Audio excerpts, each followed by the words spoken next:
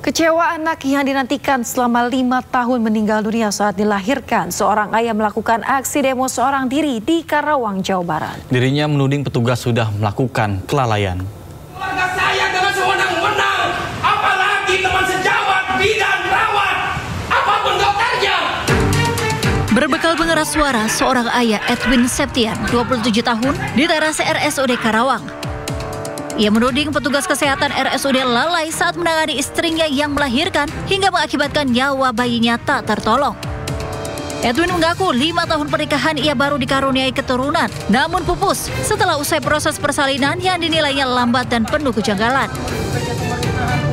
Pokoknya intinya karena kelalaian, anak saya meninggal karena saya pakai BPJS kelas 2. Jadi saya diperlakukan secara tidak manusiawi. Udah gitu cukup, jelas. Kejadiannya kapan? Kejadiannya hari Selasa. Tidak manusiawinya seperti apa, Pak? Ya itu anak saya meninggal, Pak. Kalau misalkan manusiawi, anak saya tidak mungkin meninggal. Nanti prinsipnya namanya masyarakat ya, pasti ada keluhan sama kita wajib. Itu kita wajib kita layani semua. Nah, tudingan kita akan terkait perbaiki. ada kesalahan itu bagaimana sih, Pak? Apa? Tudingan dari korban kelalaian. Belum. Nanti kita harus audit dulu kan. Nanti masalahnya ada di mana gitu. Ini kan hanya kesalahpahaman saja. Sementara itu, pihak RSUD Karawang meminta waktu 1 minggu untuk menyelidiki kasus ini dan hasilnya akan disampaikan pada keluarga korban. Dari Karawang, Jawa Barat, Rudi Setiawan, iNews melaporkan. 9 kecamatan di Kabupaten Sukabumi terdampak angin kencang dan pohon tumbang. Pihak BPBD pun terus mendata jumlah kerusakan akibat cuaca ekstrim tersebut. Gede, langsung angin beliung putar gitu, jadi gelap gitu, jadi langsung angin terbang gitu. Pas angin besar ibu lagi di mana? Di dalam rumah? Di dalam. Ya. Sempat panik bu lari bu? Ya bukan panik lagi, saya mah hampir pingsan tadi. Di Blora, Jawa Tengah, hujan disertai angin kencang merobohkan panggung ketoprak yang digelar di Dusun Ploso, Desa Kamolan, Selasa siang. Para pemain dan warga pun kocar-kacir menyelamatkan diri. Tidak ada korban jiwa, namun akibat kejadian ini panggung pertunjukan tidak bisa digunakan lagi. Panitia pun terpaksa memindahkan alat-alat serta panggung pertunjukan ke tempat yang lebih aman. Dari Sukabumi, Jawa Barat dan Blora, Jawa Tengah, Tim Liputan iNews melaporkan.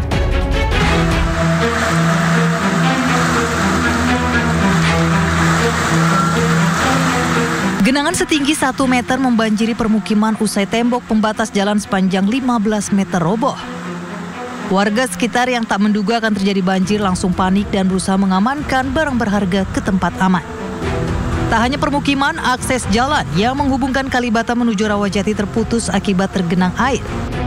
Peristiwa terjadi saat hujan deras mengguyur Jakarta Selatan sejak Rabu siang. Saluran air yang berada tepat di belakang tembok pembatas jalan meluap mengakibatkan tembok tak kuat menahan derasnya air. Beruntung, tembok tersebut tertahan tiang penyangga kabel listrik sehingga tidak roboh ke jalan. Jebolnya tembok diduga diakibatkan saluran air yang mampet sehingga air menggenang. Tak ada korban jiwa dalam insiden ini, namun sejumlah lapak pedagang mengalami kerugian akibat tertimpa tembok. Dari Jakarta, Den Helmi Sayangbati, iNews melaporkan. 11 orang tewas dan 6 lainnya luka-luka dalam kecelakaan truk di perbatasan Magelang, Purworejo, Jawa Tengah. 1 korban luka yang merupakan supir truk dievakuasi ke RSUD Dr. Citro Wardoyo, Jawa Tengah.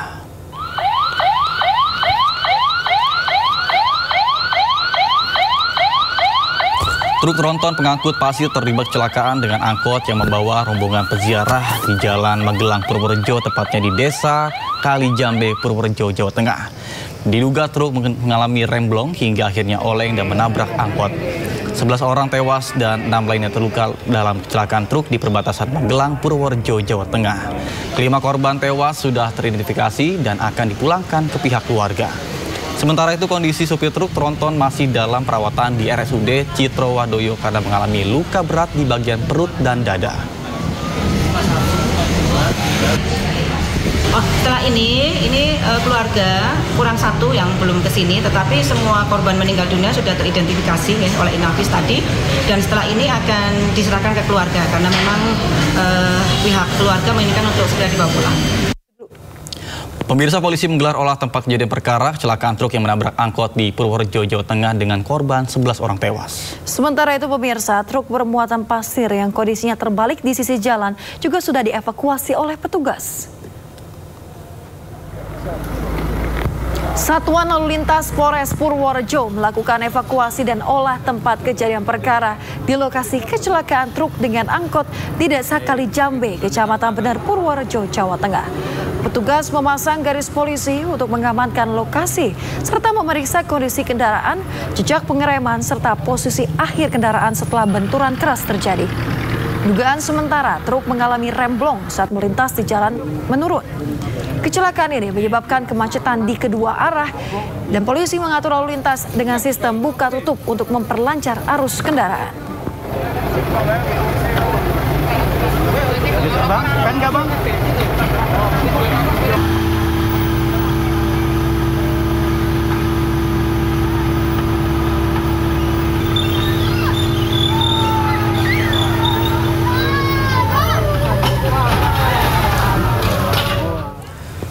Sementara terkait dengan kasus tergulingnya bus di Padang Panjang, Sumatera Barat, Kementerian Perhubungan menggandeng Komite Nasional Keselamatan Transportasi atau KNKT untuk menginvestigasi penyebab pasti kecelakaan. Kecelakaan ini mengakibatkan 12 orang tewas. Balai Pengelola Transportasi Darat Wilayah 3 Sumatera Barat sebagai perwakilan Komite Nasional Keselamatan Transportasi di daerah masih terus melakukan investigasi penyebab kecelakaan bus tersebut. Pada tahap awal, penyidik melakukan pencocokan dokumen kendaraan dengan kondisi fisik bus. BPTD bersama tim KNKT mendatangi lokasi kejadian, termasuk pemeriksaan keseluruhan terhadap kelayakan bus antar provinsi tersebut. Bus antar lintas Sumatera yang mengangkut 35 penumpang diduga mengalami gangguan pada sistem rem saat memasuki turunan curam di Bukit Surungan sekitar 100 meter dari pintu keluar Terminal Busur, Padang Panjang, Sumatera Barat. Akibatnya 12 penumpang meninggal dunia di tempat, sementara 23 orang lainnya mengalami luka-luka.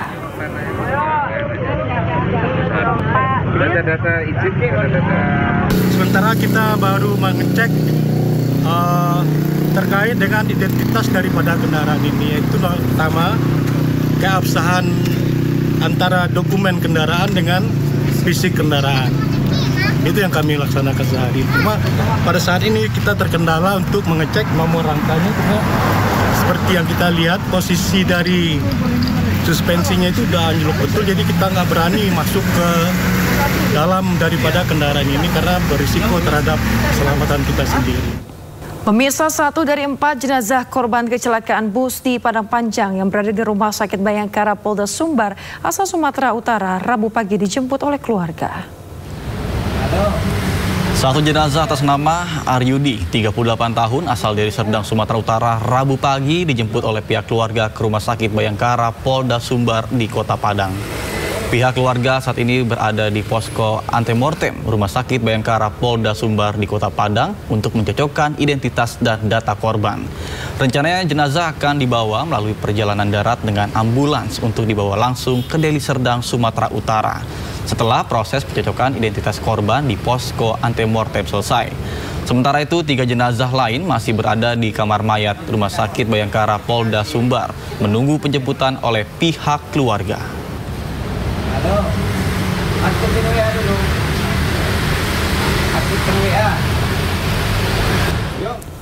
Terima kasih Anda masih bersama kami di Sindo Today. Pemirsa, para pelaku judi online punya berbagai modus. Ya, polisi menangkap 2 tersangka tindak pidana pencucian uang hasil judi online.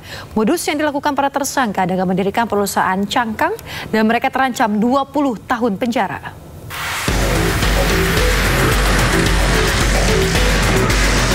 Dua tersangka berinisial OHW dan H ini hanya bisa tertunduk malu saat dihadirkan di Bareskrim Polri Rabu siang.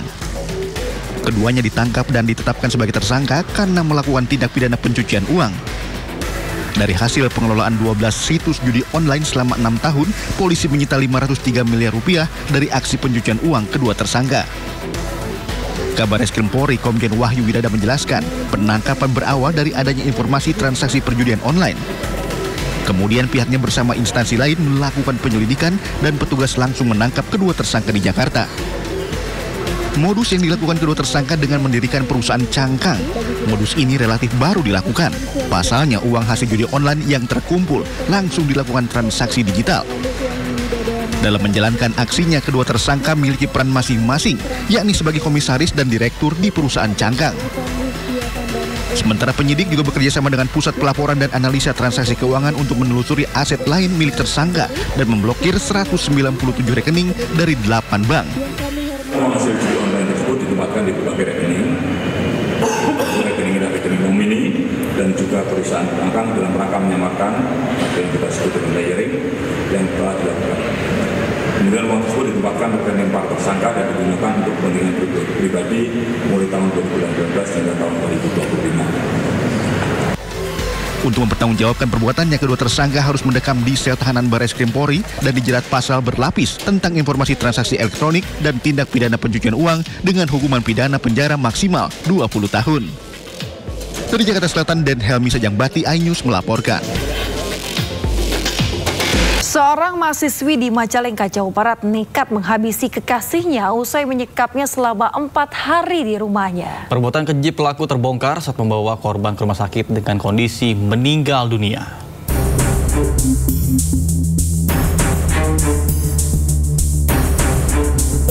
Petugas kepolisian Resort Majalengka serta Inavis melakukan olah TKP di kediaman APA, seorang mahasiswi di Majalengka yang tega membunuh kekasihnya. Perbuatan keji itu terjadi saat pelaku melarang korban keluar kamar selama 4 hari. Selama melakukan penyekapan terhadap korban, pelaku selalu menganiaya korban dengan tangan kosong hingga korban tewas saat akan dibawa ke rumah sakit Majalengka. Tersangka ini tidak menginginkan si korban untuk pulang ke rumah keluarganya ya. Akhirnya dilakukanlah tindak kekerasan itu sampai kurun waktu 4 hari si korban meninggal dunia. Petugas kepolisian Resort Majalengka akan terus melakukan penyelidikan terhadap kasus yang dilakukan oleh pelaku. Seorang ibu rumah tangga tertangkap mencuri belasan ikan kaleng di sebuah warung sembako di Pekanbaru Riau. Ternyata pelaku telah beraksi selama 2 tahun dan membuat rugi pemilik toko ratusan juta rupiah. Kamu aku permalukan atau kamu bebek aja nih? Udah 2 tahun kok ya langganan di sini ya. Sarden aku habis sama kau. Bukan? Seorang ibu ini kedapatan mencuri 19 ikan kaleng di sebuah toko sembako di Sembilang, Kecamatan Rumbai, Pekanbaru. Berapa kerugian aku gak tahu?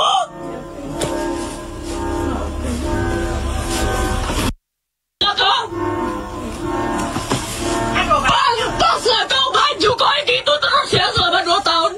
Tengok nih sebanyak ini sardennya. Ya Tuhan, apa kok dek sampai kayak gini kok pakai masker. Ikan kaleng tersebut disembunyikan pelaku di dalam tas dan di balik pakaiannya. Aksi pelaku terbongkar setelah karyawan toko curiga dengan gerak-gerik pelaku yang mondar-mandir di rak pajangan barang. Barulah kami biarkan seperti awal lagi, kayak di mana dia belanja seperti biasa. Barulah di situ saya gap, saya ciduk dia, saya bawa ke sini, ternyata emang iya dia nyuri sarden-sarden itu. Aksi ngutil pelaku di warung sembako ini terekam kamera pengawas. Pelaku langsung diserahkan ke Polsek Rumbai Pesisir, namun kasus ini berakhir damai. Dari Pekanbaru Riau, Indra Yusrizal, iNews melaporkan. Informasi lainnya pemirsa, viral layanan WorldCoin dan World ID merekam retina mata warga. Kementerian Komunikasi dan Digital langsung membekukan izin operasional layanan ini.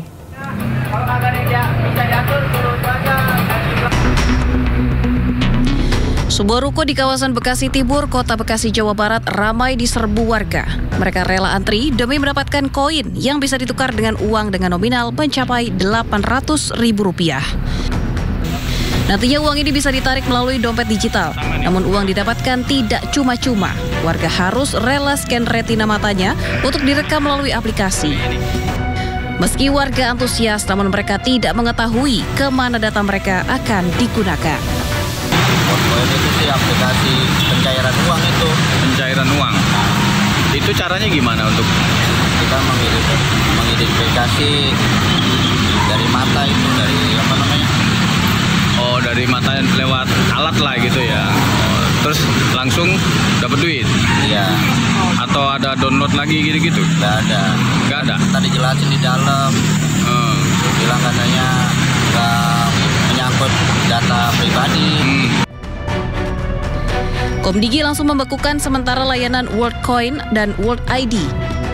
Komdigi pun akan memanggil PT Terang Abadi untuk diperiksa lantaran perusahaan ini belum terdaftar sebagai penyelenggara sistem elektronik. WorldCoin adalah proyek yang dibuat oleh OpenAI dan resmi diluncurkan pada 24 Juli 2023. Indonesia menjadi salah satu tujuan proyek ini. Saat ini ada 29 cabang WorldCoin di seluruh Indonesia. Data pelanggan yang terkumpul akan menghasilkan identitas digital yang terhubung dengan berbagai aplikasi. Dugaan eksploitasi data pun mencuat. Tim Liputan iNews melaporkan. Kita beralih ke informasi lain, pemirsa. Seorang pemuda nekat menyerang kantor polisi di Majalengka, Jawa Barat. Pelaku pun diduga ODGJ.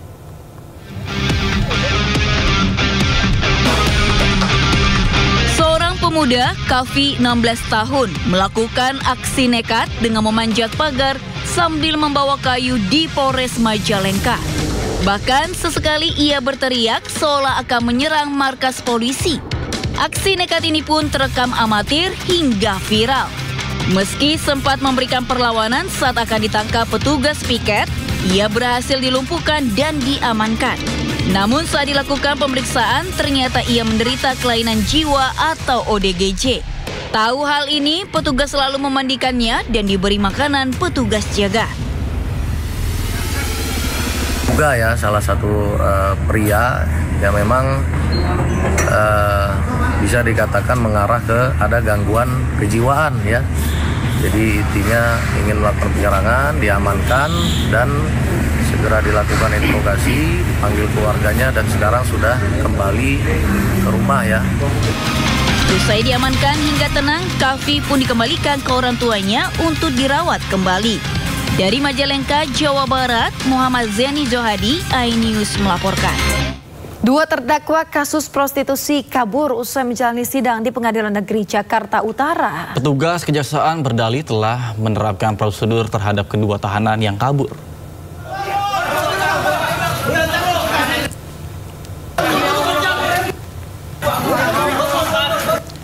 Kejari Jakarta Utara meminta bantuan polisi untuk mengejar terdakwa kasus prostitusi Januar Murdianto yang kabur usai menjalani persidangan di Pengadilan Negeri Jakarta Utara. Kepala Seksi Tindak Pidana Umum Kejaksaan Negeri Jakarta Utara, Angga Deliaksa, mengaku petugas telah menerapkan sesuai SOP dalam pengawalan tahanan. Terdakwa masih mengenakan rompi dan diborgol saat melarikan diri. Saat pengejaran, petugas menemukan rompi tahanan yang dibuang terdakwa. Dari dua terdakwa ini menggunakan kesempatan entah itu dikawal atau tidak, kami juga tidak tahu, sehingga melarikan diri. Artinya menerobos tralis pagar yang ada di Pengadilan Negeri sehingga lari dari lantai 1 turun ke basement, lari ke gedung sebelah bukan pengadilannya, sebelahnya, akhirnya lari ke plafon. Nah, yang atas nama Dewi itu karena lari di atas asbesnya jebol, jatuh ke bawah, kakinya patah, kemudian dia sembunyi di bawah kolong mobil. Kemudian yang satu orang atas nama Januar, karena informasi juga ini dari teman kantor ini adalah lari lewat plafon lewat atap atas genteng di atap gedung sebelah, lari menuju ke seberang jalan. Jadi sehingga di sana meninggalkan rompinya yang rompi nomor berapa. Kalau yang rompi ketangkap itu ada di plafon, ada plafon di yang ambrol tadi. Pemirsa, saatnya kita simak pantauan lalu lintas pada hari ini dan kami telah terhubung dengan Brigadir Treslinda dari NTMC Polri yang berada di kawasan Kalibata, Jakarta Selatan. Selamat pagi Brigadir Treslinda, bagaimana pantauan lalu lintas dari tempat Anda melaporkan saat ini?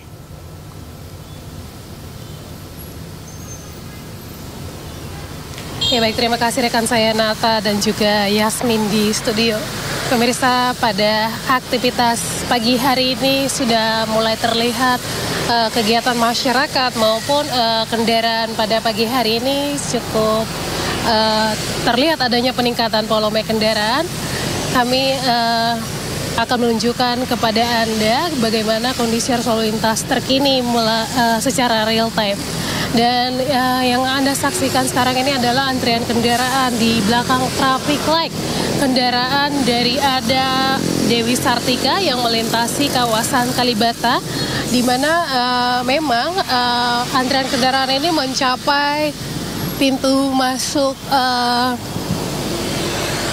Taman Makam Pahlawan, sehingga untuk itu kami harapkan Anda untuk selalu menjaga jarak aman serta batas kecepatan kendaraan Anda. Kemudian memang aktivitas pagi ini juga membuat adanya peningkatan volume kendaraan yang terjadi di kawasan ini, mengingat kawasan Kalibata juga ramai dengan aktivitas masyarakat.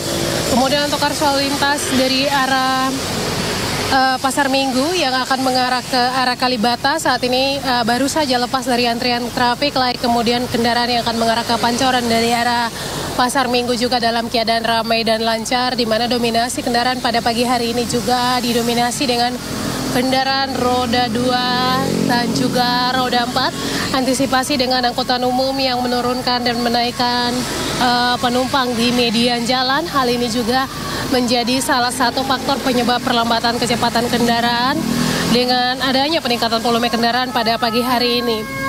Kemudian untuk arus lalu lintas dari arah Pancoran yang akan mengarah ke arah Pasar Minggu pada saat ini dalam keadaan ramai dan lancar. Antrian kendaraan juga di belakang traffic light ini mencapai 200 meter ke belakang, dan juga memang pada pagi hari ini aktivitas kendaraan dari arah Pancoran cukup padat yang akan mengarah ke arah Pasar Minggu maupun yang akan berbelok arah ke arah Kalibata dan juga Dewi Sartika.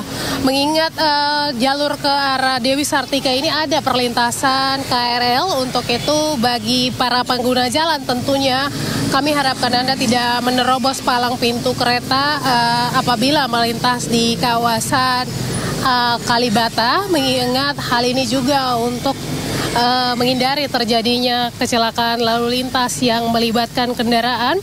Kemudian selanjutnya kami juga menginformasikan data RSMS Korlantas Polri dalam kurun waktu 1 kali 24 jam terjadi 218 kasus laka lantas dengan rincian 36 orang meninggal dunia, 17 orang luka berat dan 292 luka ringan. Dari data tersebut 44% terjadi karena kecerobohan pengemudi, dan kecerobohan pengemudi ini sering menjadi faktor penyebab kecelakaan di jalan, di mana menerobos lampu merah maupun melakukan hal-hal manuver-manuver yang melawan dengan rambu lalu lintas serta marka jalan. Untuk itu kami harapkan Anda untuk selalu tertib dalam berlalu lintas guna menghindari terjadinya trouble yang dapat menyebabkan kecelakaan lalu lintas. Bagi Anda yang akan mengupdate informasi-informasi seputar arus lalu lintas terkini, kami siap melayani Anda di 15669 ataupun melalui SMS Center kami di 9119. Demikian Brigadir Traslinda melaporkan, Nata dan Yasmin kembali ke Anda di studio. Silakan. Ya, baik, terima kasih Brigadir Traslinda atas laporan Anda dari kawasan Kalibata, Jakarta Selatan. Selamat bertugas kembali dan salam presisi.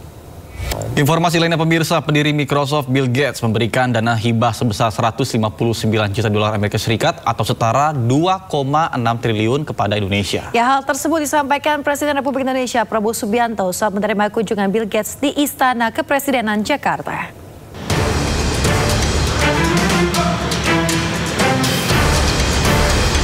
Pendiri Microsoft dan Gates Foundation sekaligus tokoh filantropis Bill Gates tiba di Istana Merdeka Jakarta Rabu pagi.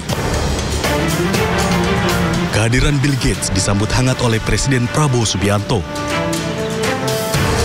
Presiden memperkenalkan jajaran Kabinet Merah Putih kepada Bill Gates, diantaranya Menteri Luar Negeri Sugiono, Menteri Komunikasi dan Digital Mutia Hafid, Sekretaris Kabinet Teddy Indrawijaya, dan Menteri Kesehatan Budi Gunadisadikin. Keduanya kemudian menggelar pertemuan tertutup membahas berbagai isu strategis dan kerjasama di sejumlah bidang. Bintang tertinggi kita untuk seorang warga negara asing karena jasa-jasanya untuk bantu rakyat Indonesia dan rakyat dunia. I just announced that I've decided to convene our council for the national awards. You know, Indonesia is very serious about malnutrition, and we have a number of proven tools like what we call multiple micronutrient supplement that pregnant mothers can take instead of just taking folic acid and iron. They take a pill that actually has many vitamins in it. Indonesia is one of the first to launch that. Presiden Prabowo menyampaikan bahwa Bill Gates telah memberikan dana hibah lebih dari 159 juta dolar Amerika Serikat kepada Indonesia. Dana hibah ini akan banyak dialokasikan ke sektor kesehatan. Dari Jakarta, tim liputan iNews melaporkan. Presiden Prabowo Subianto mengungkapkan pendiri Microsoft dan Gates Foundation, Bill Gates, tengah mengembangkan vaksin TBC. Sementara itu Indonesia akan menjadi salah satu tempat uji coba vaksin tersebut. Hal itu disampaikan langsung oleh Presiden Prabowo Subianto dan Bill Gates dalam pertemuan mereka di Istana Kepresidenan Rabu pagi. Pemerintah Indonesia pun menyambut baik kepercayaan untuk ikut serta dalam uji coba vaksin TBC, mengingat Indonesia tercatat sebagai salah satu negara dengan beban TBC tertinggi di dunia. Sementara itu pemirsa, Bill Gates optimis terhadap pengembangan vaksin TBC dan peran penting Indonesia dalam uji coba vaksin tersebut. Beliau sudah mengembangkan vaksin TBC untuk dunia, tapi Indonesia ada di salah satu tempat yang akan dicoba. Dan kita harus mengetahui bahwa TBC memakan korban kita yang besar, yang meninggal hampir 100.000 tiap tahun. We need a tuberculosis vaccine, and in fact, the trials for tuberculosis vaccine have started, including with a strong relationship here in Indonesia. We have 2 of the sites where we're testing that vaccine are here, and that will help us know how well it works. TB is a great example of a disease that, because the rich countries don't have the disease, it just doesn't get hardly any money for diagnostics or drugs or vaccines, and so that's been one of our big focuses. Lots still to do in health. Pemirsa, ada momen unik saat kunjungan Bill Gates ke istana. Tidak hanya membicarakan potensi kerjasama dan kontribusi Bill Gates di Indonesia, namun juga kehangatan suasana saat Bill Gates bertemu dengan Bobby Kartanegara, kucing sayangan Presiden Prabowo Subianto. Someone wants to thank you. Oh, good. Oh, yeah. This is my gift I brought for, I got notice about, all right, Bobby.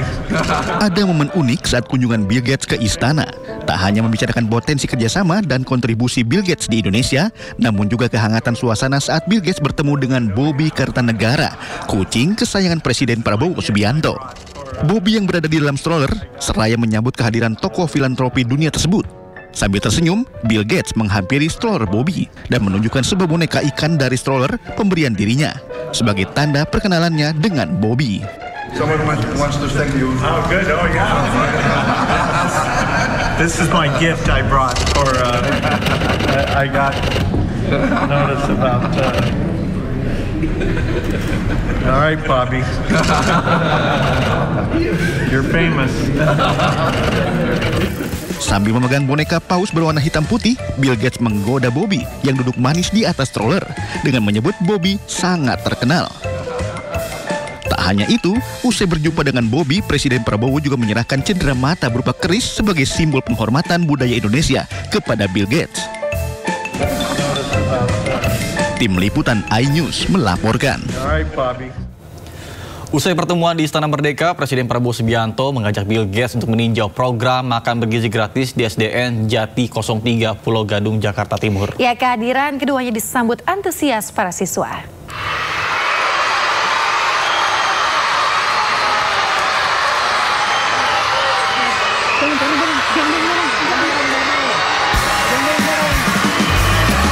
Sorak-sorai para siswa mewarnai kedatangan Presiden Prabowo Subianto bersama tokoh filantropi dunia sekaligus pendiri Microsoft, Bill Gates, di SDN Jati 03 Pulau Gadung, Jakarta Timur, Rabu siang.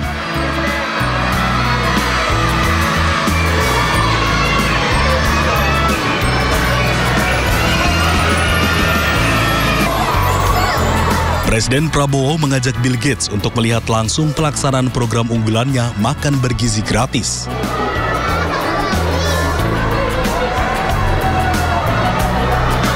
Prabowo memperlihatkan tumpukan kotak makan berbahan stainless steel yang siap dibagikan kepada seluruh siswa sekolah. Kepala negara pun membuka salah satu kotak makan tersebut untuk memperlihatkan menu makan gratis yang disajikan.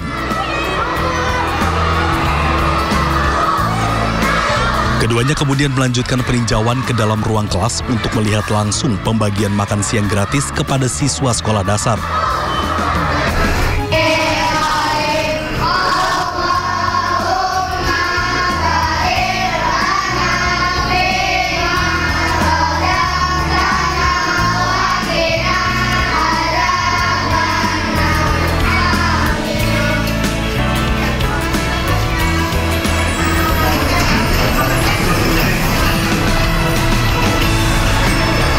Usai meninjau pelaksanaan MBG di 2 kelas berbeda, Presiden dan Bill Gates beserta rombongan juga melihat pemeriksaan kesehatan gratis di SD tersebut, salah satunya kebersihan mulut dan gigi. Dari Jakarta, Tim Liputan iNews melaporkan. Pemirsa, Presiden Prabowo Subianto memeluk hangat 2 anak berkebutuhan khusus yang menyambut kedatangannya saat meninjau program makan bergizi gratis di SDN Jati 03 Pulau Gadung, Jakarta Timur.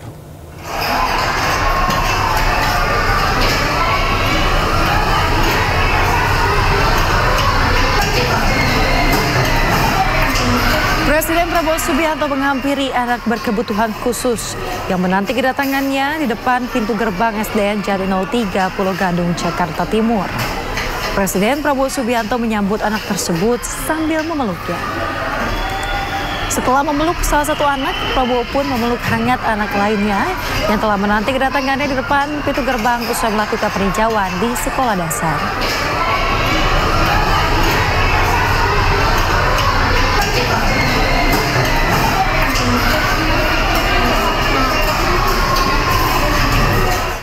Pemirsa, Letjen TNI Purnawirawan Soeharto mengaku mendapatkan dukungan dari MUI dan Muhammadiyah terkait dengan 8 usulan Purnawirawan TNI.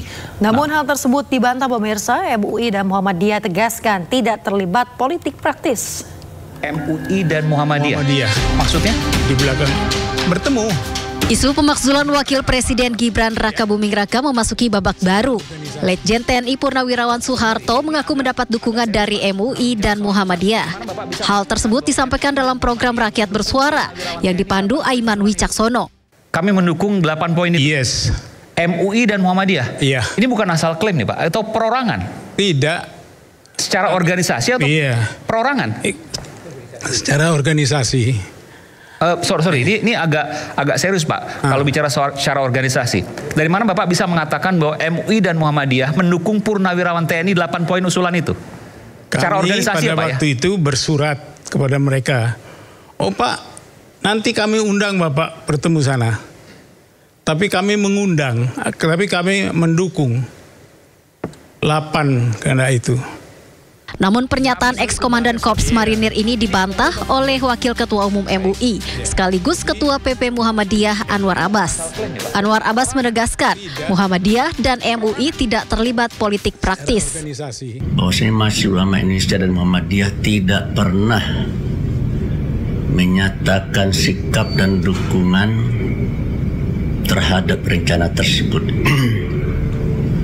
Karena Majelis Ulama Indonesia dan Muhammadiyah sadar betul itu bukanlah urusannya. Majelis Ulama Indonesia dan Muhammadiyah tidak akan terlibat dalam politik praktis.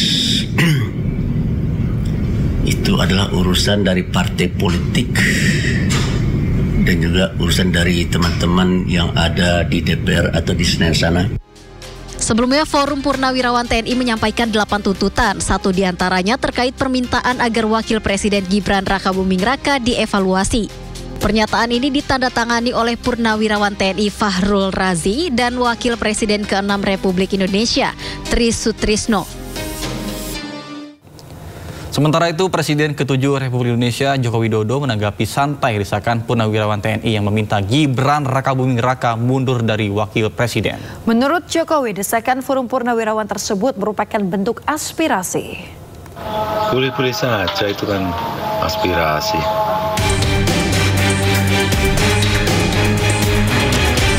Begitulah yang disampaikan Joko Widodo di kediamannya siang tadi terkait usulan Purnawirawan TNI meminta menurunkan Wakil Presiden Gibran Rakabuming Raka. Presiden ke-7 RI itu menegaskan dalam negara berdemokrasi semua usulan boleh disampaikan. Namun yang perlu diingat, Prabowo Gibran sudah dipilih oleh masyarakat melalui pemilu 2024. Wah, usulan ya boleh-boleh saja dalam negara demokrasi seperti kita. Pak, ini kan diusulkan dari Purnawirawan TNI itu, tanggapannya gimana? Nah ya, boleh-boleh saja, itu kan aspirasi.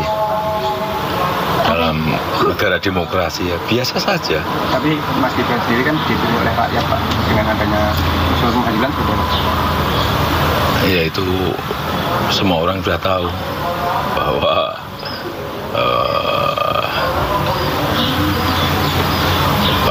Presiden Prabowo Subianto dan Pak Wapres Gibran Rakabuming Raka sudah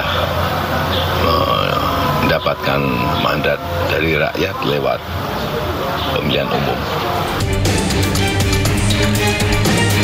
Sebelumnya, Forum Purnawirawan Prajurit TNI mengusulkan agar Gibran Rakabuming Raka dicopot dari jabatannya sebagai Wakil Presiden RI. Presiden Prabowo Subianto melalui penasihat khusus Presiden Bidang Politik dan Keamanan Wiranto merespon dan menghormati 8 tuntutan usulan yang disampaikan Forum Purnawirawan Prajurit TNI. Dari Solo, Jawa Tengah, Septiantoro, iNews melaporkan.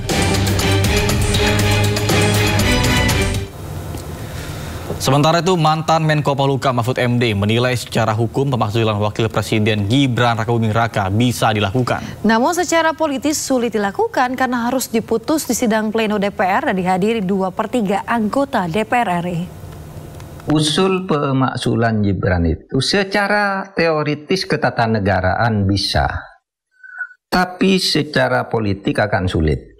Secara politik akan sulit. Ketatanegaraan itu sudah mengatur. Kalau presiden, wakil presiden melakukan 5 hal atau terjadi 1 hal jadi 6 akhirnya. Korupsi, penyuapan, pengkhianatan, tindak pidana berat, dan perbuatan tercela. Itu bisa dimakzulkan. Tapi itu teorinya. Prakteknya kan susah. Karena apa?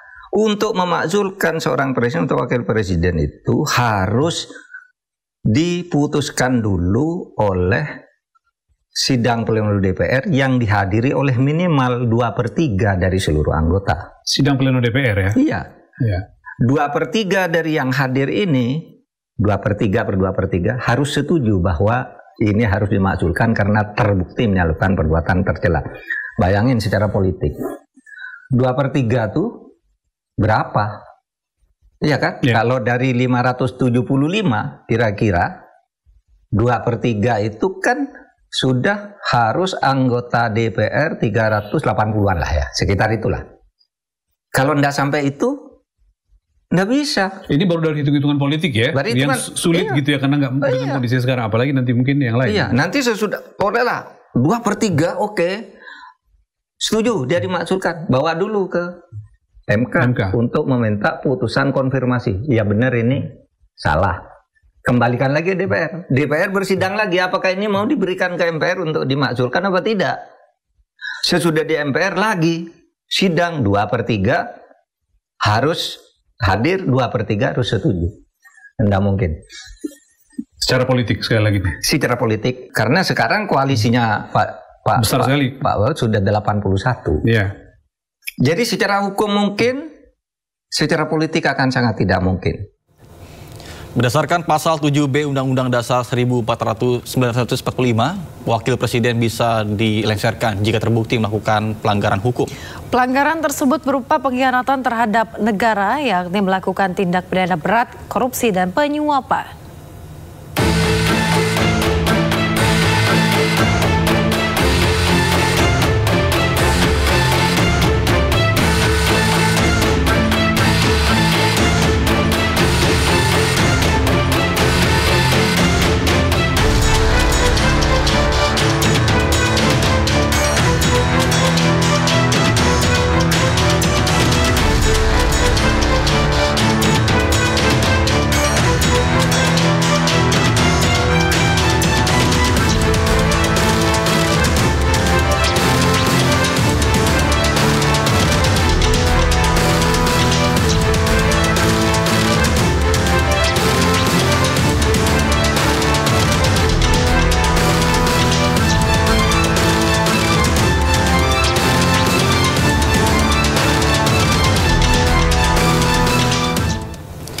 Sejumlah pihak menyampaikan dukungannya kepada Gibran Rakabuming Raka untuk tetap menjadi Wakil Presiden Indonesia. Hal tersebut dilontarkan pasca adanya tuntutan dari Forum Purnawirawan TNI untuk mengevaluasi Gibran sebagai Wapres.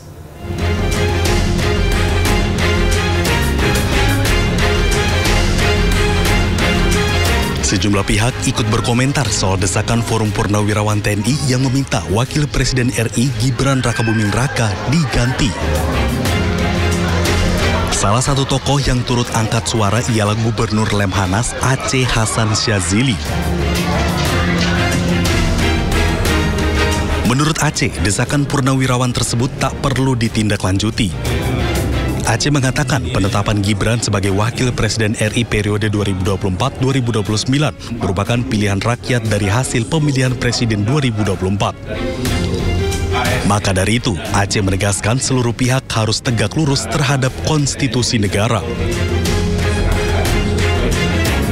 Karena itu, tentu bagi kami kita harus tegak lurus terhadap konstitusi negara kita, di mana keputusan terkait dengan pasangan Bapak Prabowo Subianto dengan Mas Gibran Rakabuming Raka adalah keputusan dari hasil pilihan rakyat. Sementara Ketua Dewan Ekonomi Nasional sekaligus Purnawirawan TNI Luhut Binsar Panjaitan juga ikut menanggapi tuntutan penurunan Wakil Presiden Gibran Rakabuming Raka. Luhut dengan tegas menyatakan bahwa tuntutan pemakzulan Gibran kampungan. Itu apa sih? Kita ini harus kompak gitu aja sekarang. Ini keadaan dunia begini, ribut-ribut gini kan kampungan itu. Kita harus fokus gimana mendukung pemerintahan itu dengan baik. Berarti sama sekali Presiden Prabowo itu tidak menegur Panglima TNI terkait mutasi Panglima? Tidak ada, saya tahu itu. Sebelumnya, sejumlah purnawirawan yang tergabung dalam Forum Purnawirawan TNI mengeluarkan 8 poin pernyataan sikap untuk pemerintahan Presiden Prabowo Subianto. Salah satunya untuk mengevaluasi Gibran sebagai Wakil Presiden. Tim Liputan iNews melaporkan. Pemirsa, Gubernur DKI Jakarta Pramono Anung akan memberikan sanksi tegas kepada aparatur sipil negara yang kedapatan masih membawa kendaraan pribadi saat bekerja di hari Rabu. Sanksi tersebut berupa penundaan bahkan pembatalan promosi jabatan. Gubernur Jakarta Pramono Anung kembali menggunakan angkutan umum bus Transjakarta saat melaksanakan tugas dinas pada Rabu pagi. Ini merupakan pekan kedua kewajiban penggunaan transportasi umum bagi ASN di lingkungan Pemprov Jakarta setiap hari Rabu. Pramono Anung mengatakan tak akan segan-segan memberikan sanksi tegas kepada ASN yang kedapatan masih nekat membawa kendaraan di hari Rabu. Sanksi tersebut berupa penundaan bahkan pembatalan promosi jabatan. Pramono berharap kebijakan ini dapat memberikan dampak positif dengan berkurangnya kemacetan dan juga polusi udara di Jakarta. Saya juga dari pagi memonitor di internal balai kota, semuanya tetap masih menggunakan transportasi umum. Bahkan hari ini kan akan ada pelantikan beberapa pejabat, mereka juga berangkat maupun pulang tetap menggunakan angkutan umum. Karena saya sudah sampaikan, kalau ada yang nggak menggunakan angkutan umum maka kita batalkan jabatan. Sementara itu pemirsa, Pemprov Jakarta mewajibkan para ASN bersuah foto saat menggunakan angkutan umum, baik berangkat maupun pulang pergi setiap hari Rabu. Ya, hal ini disambut baik oleh para ASN untuk mendukung kebijakan Gubernur Jakarta Pramono Anung demi mengurangi polusi dan kemacetan.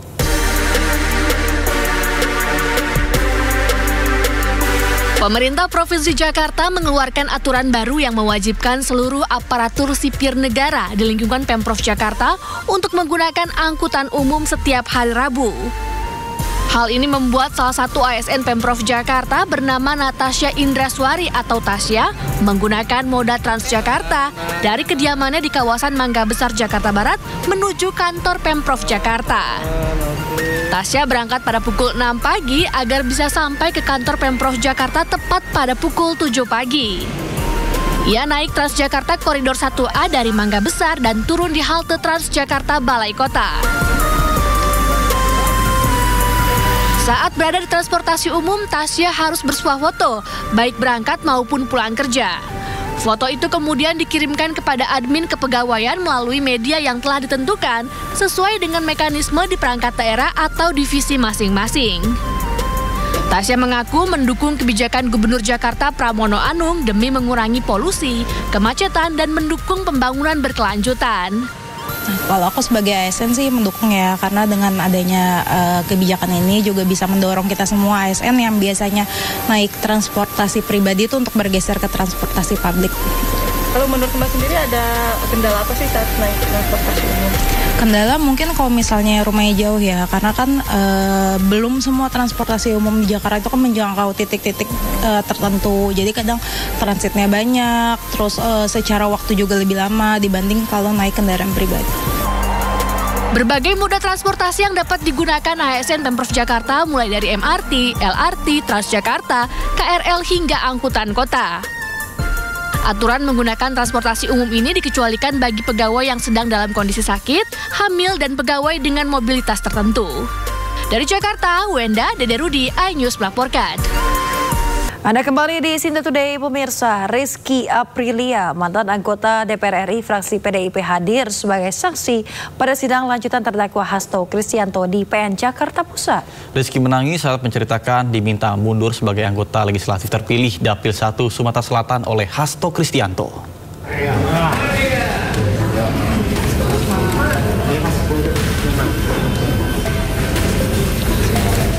Sidang lanjutan kasus dugaan suap dan perintangan penyidikan pergantian antar waktu anggota DPR RI 2019-2024 untuk Harun Masiku dengan terdakwa Sekjen PDIP Hasto Kristianto kembali digelar di Pengadilan Tindak Pidana Korupsi Jakarta Pusat. Apa alasan saya disuruh mundur pada saat itu? Karena saya juga kader partai. Mantan anggota DPR RI dari fraksi PDIP Rizky Aprilia hadir sebagai saksi menangis terseduh saat menceritakan diminta mundur sebagai anggota legislatif terpilih di Dapil 1 Sumatera Selatan pada pemilu 2019-2024 untuk digantikan dengan Harun Masiku. Terus-terusan kalah. Rizky mengakui bertemu dengan ex-kader PDIP Saiful Bahri di Singapura. Saat itu Saiful yang membawa amplop coklat berisi fatwa Mahkamah Agung meminta dirinya mundur dari Dapil 1 Sumsel atas perintah Hasto. Rizky yang menolak permintaan tersebut kemudian mengkonfirmasi kepada Hasto alasan ia diminta mundur pada 27 September 2019 lalu. Ya, intinya saya disuruh mundur. Saksi diminta mundur sebagai caleg terpilih. Betul. Tujuannya supaya apa? Supaya atas nama saudara Harun Masiku ini bisa menduduki posisi DPR RI terpilih gitu. Untuk Dapil Sumsel 1. Iya. Ya kan masalah pelantikan saya. Ya. Pelantikan saya, undangan saya. Ya. Sempat terjadi dialog pada saat itu bahwa saya akan diberikan undangan apabila saya bersedia mundur. Menanggapi kesaksian tersebut, tim kuasa hukum Hasto Roni Talapesi menilai bahwa saksi yang dihadirkan tak bisa menjelaskan terkait dengan peristiwa suap dan tidak ada kaitannya dengan kliennya. Menurut kami bahwa persidangan hari ini juga pun mengungkap bahwa dana operasional itu dari Harun Masiku. Tadi saksi juga mengiyakan karena itu sudah jadi fakta persidangan. Jadi teman-teman terkait dengan dakwaan ini adalah suap, bahwa saksi yang dihadirkan menurut kami tidak bisa menjelaskan terkait dengan peristiwa suap dan tidak ada kaitannya dengan Sekjen PD Perjuangan Mas Hasto Kristianto. Hingga saat ini, Rizky mengaku tak mengetahui dengan pasti alasan diminta mundur untuk Harun Masiku. Dari Jakarta Pusat, Rani Sanjaya, iNews melaporkan. Pengadilan Negeri Solo menggelar sidang mediasi kedua terkait perbuatan melawan hukum soal dugaan ijazah palsu Presiden ke-7 Republik Indonesia Joko Widodo. Mediasi kedua berakhir deadlock atau tanpa kesepakatan.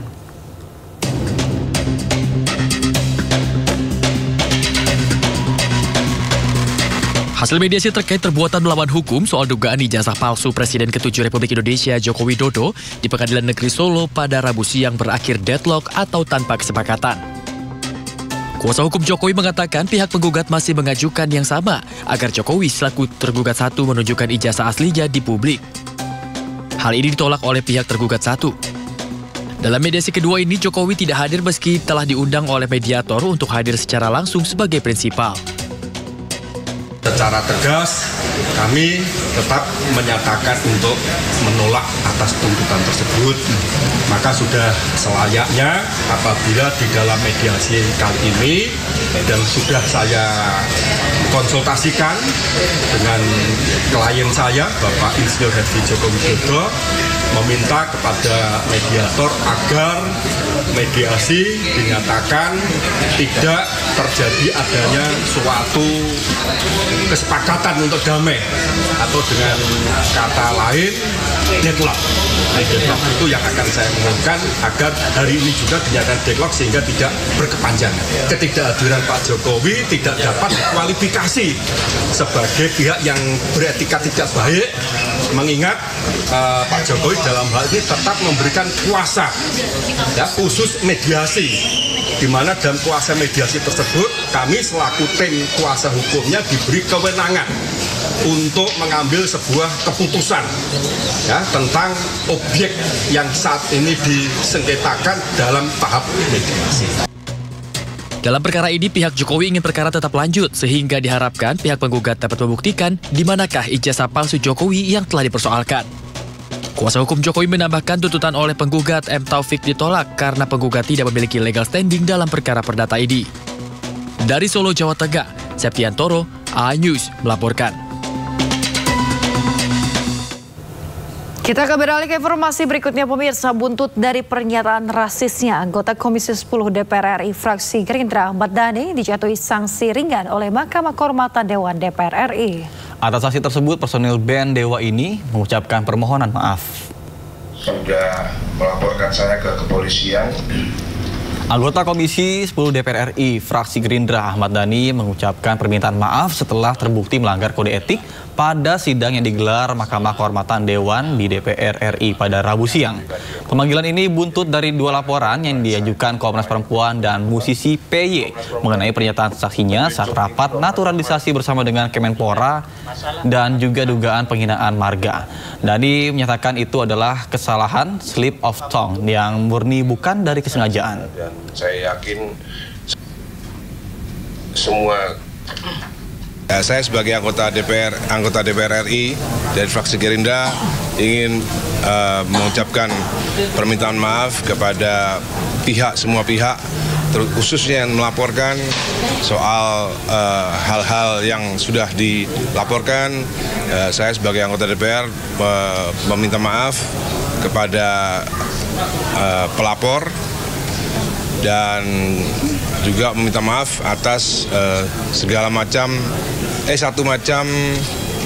slip of the tongue ya, dari saya slip of the tongue. Pemirsa, Menteri Perindustrian Agus Gumiwang Kartasasmina menyebut saat ini pemerintah sedang melakukan perombakan atau mereformasi aturan terkait dengan tingkat komponen dalam negeri, salah satunya mempercepat keluarnya sertifikat. Reformasi TKDN ini merupakan upaya pemerintah dalam deregulasi yang mana nantinya akan mempercepat atau mempermudah pelaku usaha dalam melakukan kegiatan produksi. Menurut Agus, nantinya reformasi ini akan membuat iklim investasi dan dunia usaha menjadi lebih baik. Agus menekankan bahwa reformasi ini telah berlangsung sejak awal Februari 2025, jauh sebelum Presiden Amerika Serikat Donald Trump mengeluarkan kebijakan tarif resiprokal pada 1 April lalu. Terbitnya Perpres nomor 46 tahun 2025. Ini sebuah Perpres yang menurut pandangan kami ya sangat progresif, sangat agresif dan lebih afirmatif untuk mendukung dan melindungi industri dalam negeri. Untuk terlihat dalam pasal 66 ayat 2A, ayat 2B yang tadinya tidak ada. Pasal 66 ayat 2B itu tadinya tidak ada. Nah itu bisa dimasukkan, bisa diatur secara eksplisit bahwa apabila tidak ditemukan atau volumenya kurang dari produk-produk yang memiliki nilai tinggi. Presiden Prabowo Subianto berkomitmen untuk membawa Indonesia menuju swasembada bahan bakar minyak dalam 5 tahun mendatang. Presiden menyebut kemandirian energi merupakan strategi pertahanan nasional, mengingat Indonesia kerap menjadi sasaran gangguan pihak asing karena kekayaan alam yang kini dimiliki. Prabowo optimis Indonesia bisa mewujudkan swasembada BBM yang bisa dihasilkan dari kelapa sawit sehingga Indonesia tidak perlu impor BBM. Kelapa sawit saat ini juga menjadi komoditas strategis yang banyak diminati berbagai negara, termasuk Mesir, Pakistan, India, hingga Eropa. Prabowo juga menegaskan bahwa swasembada BBM harus dilakukan karena dirinya tidak ingin Indonesia menjadi negara yang lemah dan bisa diatur bangsa lain. Dengan swasembada BBM, Indonesia juga bisa menghemat anggaran. Pasalnya setiap tahunnya Indonesia melakukan impor BBM hampir 40 miliar US dollar.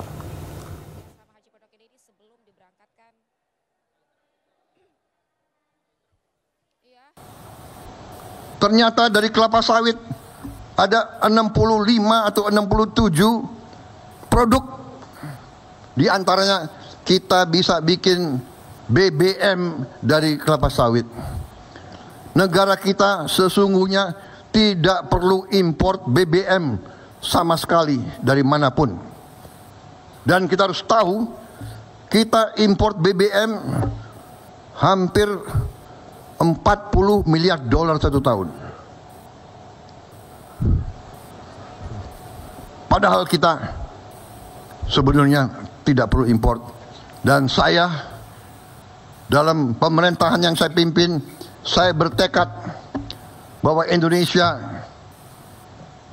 dalam 5 tahun akan datang harus swasembada BBM, harus swasembada energi. 780 calon jemaah haji asal Tangerang, Banten tiba di Asrama Haji Pondok Gede, Jakarta Timur hari ini. Calon jemaah haji ini akan melakukan pengecekan administrasi dan transit terlebih dahulu sebelum dijadwalkan berangkat ke Tanah Suci pada Jumat esok hari.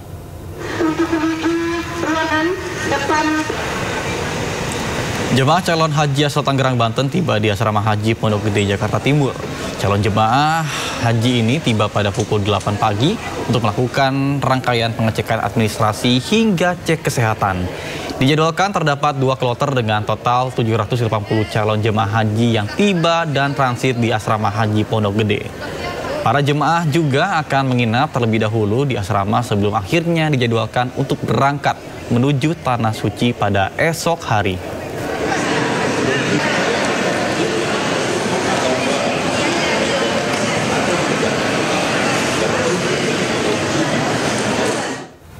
Untuk mengetahui informasi terkini terkait kedatangan dan keberangkatan jemaah calon haji, kami sudah tergabung dengan rekan Hadisti Arifah yang berada di Asrama Haji Pondok Gede, Jakarta Timur.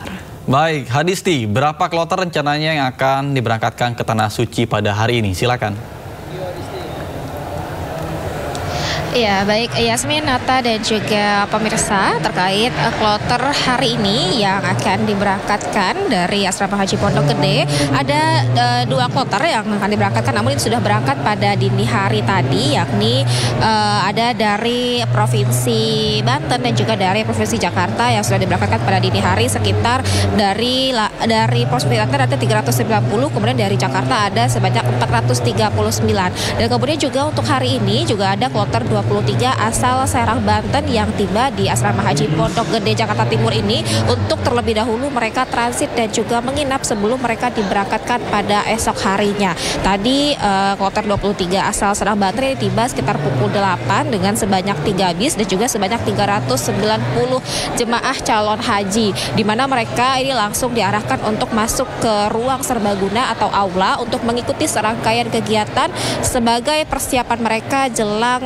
berangkat esok harinya ke Tanah Suci Arab Saudi melalui Bandara Internasional Soekarno-Hatta. Dan mungkin untuk mengetahui lebih lanjut seperti apa sih persiapan para calon jemaah haji ini, saya akan coba ajak tanya salah satu. Permisi, selamat pagi Bapak.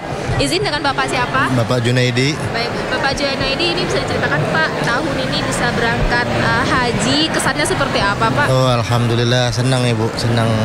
Nah, untuk hari ini persiapannya seperti apa Pak? Ya, alhamdulillah badan sehat Bu, badan sehat.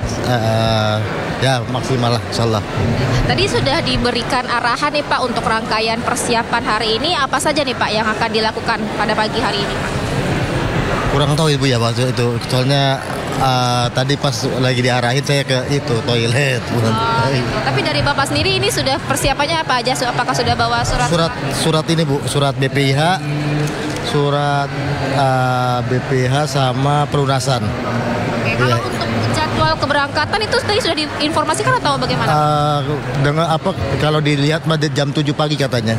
Besok pagi. Penerbangan begitu iya, Ibu. ya? Oke, baik. Terima kasih Pak Iya, Ibu. Semoga lancar. Amin, dan semoga menjadi haji yang mabrur Pak Junaidi. Ya baik, Yasmin, Nata dan juga pemirsa, tadi disampaikan oleh Pak Junaidi, salah satu calon jemaah haji yang akan berangkat, di mana kalau dijadwalkan memang penerbangan mereka menuju ke Arab Saudi ini akan berlangsung pada pukul 7 pagi. Namun tadi kami juga mendengar informasi bahwa nantinya calon jemaah haji ini akan meninggalkan asrama haji Pondok Gede pada pukul 1 dini hari. Dan kalau melihat juga rangkaian kegiatan yang dilakukan pada pagi hari ini adalah mereka akan diperiksa administrasi berupa paspor, kemudian juga identitas diri, lalu juga surat pemanggilan masuk asrama, serta juga mereka akan melakukan cek kesehatan sebelum mereka nanti memasuki kamar masing-masing untuk beristirahat dan juga untuk memaksimalkan kondisi tubuh sebelum mereka melakukan perjalanan pada besok hari, pada pagi hari besoknya. Nata, Yasmin. Baik, terima kasih rekan Haris Syarifah melaporkan langsung dari Asrama Haji Pondok Gede, Jakarta Timur. Selamat bertugas kembali dan salam sehat.